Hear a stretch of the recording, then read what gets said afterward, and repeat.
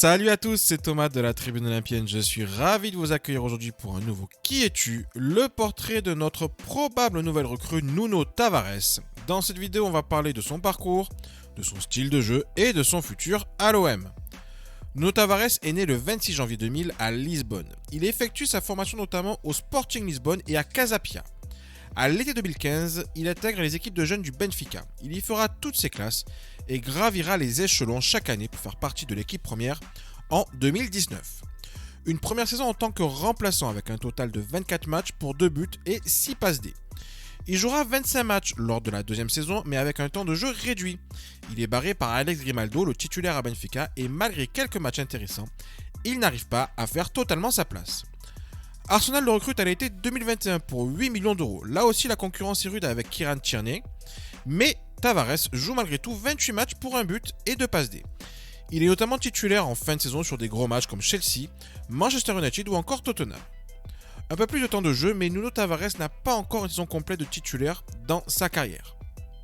Au niveau de la sélection du Portugal, il n'a jamais été appelé avec Léa. Il est actuellement international U21 après avoir été international U19 et U18.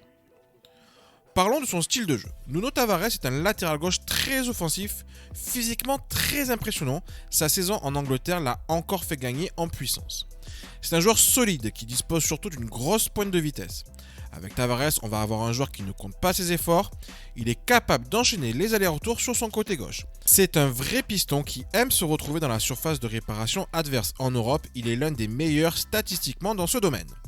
Balle au pied, il est plutôt intéressant. Il est totalement capable d'éliminer son adversaire sur un dribble et avec sa vitesse, il peut être redoutable pour le défenseur adverse. Il a aussi une qualité de passe, notamment dans le jeu court, et même s'il n'a pas énormément de passes D au compteur, cela est aussi dû à la maladresse de ses attaquants.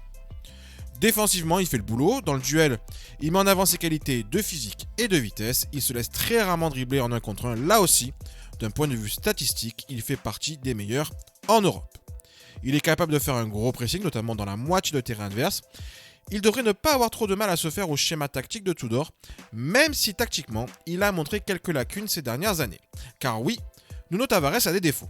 Et il est parfois tellement offensif qu'il laisse de grands espaces dans son dos. À trop vouloir monter, il peut avoir tendance à se fatiguer et à être cuit au bout d'une heure de jeu.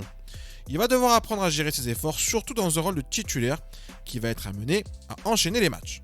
Globalement, il gagnerait à simplifier son jeu. Un exemple, il a des qualités techniques, mais il peut avoir tendance à trop en faire avant de délivrer un bon centre. C'est un jeune joueur qui doit être cadré. D'ailleurs, il va devoir travailler sa concentration. Un oubli de marquage par-ci, un geste défensif trop dangereux par-là. Attention, avec lui, un match dure 90 minutes et il va devoir vite l'intégrer s'il veut franchir un cap. On a donc un joueur qui a de belles qualités, mais des défauts importants pour le haut niveau. Ça peut expliquer pourquoi Benfica a accepté de s'en séparer pour seulement 8 millions d'euros et pourquoi aujourd'hui il est le 3e latéral gauche dans la hiérarchie à Arsenal. Concernant le futur de Nuno Tavares à l'OM, autant être clair, il a une autoroute devant lui. Il arrive dans une équipe où les deux pistons gauche sont catastrophiques avec Amavi et Kolasinac. Son réel concurrent, ça sera sans doute Jonathan Klaus qui a été aligné piston gauche en deuxième mi-temps contre le Betis et on sait très bien que le Français part pour être titulaire à droite. Concernant le transfert, Nuno Tavares arrive donc en prêt sans option d'achat à l'OM. Un deal à la Saliba en quelque sorte.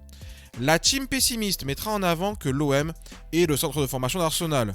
L'année dernière, un Saliba qui explose complètement chez nous repart en Angleterre et nous laisse orphelin de notre meilleur défenseur central. La team optimiste, elle, en partant de ce principe, mettra plutôt en avant que si Nuno Tavares réalise une grande saison, alors l'OM risque aussi de faire une très belle saison, quitte à se dire au revoir en 2023. Le deal est finalement plutôt gagnant-gagnant entre l'OM et Arsenal, car pour l'OM, la prise de risque est finalement limitée avec un simple prêt. Autre point pour les optimistes, on peut imaginer que la négociation avec Arsenal sur un éventuel transfert de Nuno Tavares sera peut-être plus simple que pour Saliba, car Arsenal compte déjà Tierney et Zinchenko sur le poste de latéral gauche, et même si Nuno Tavares réalise une grande saison, pas sûr qu'il revienne comme un titulaire en puissance en Angleterre. Après avoir goûté aux joies de titulaire, il n'est pas interdit que le Portugais ait envie de s'impliquer dans la durée avec l'OM.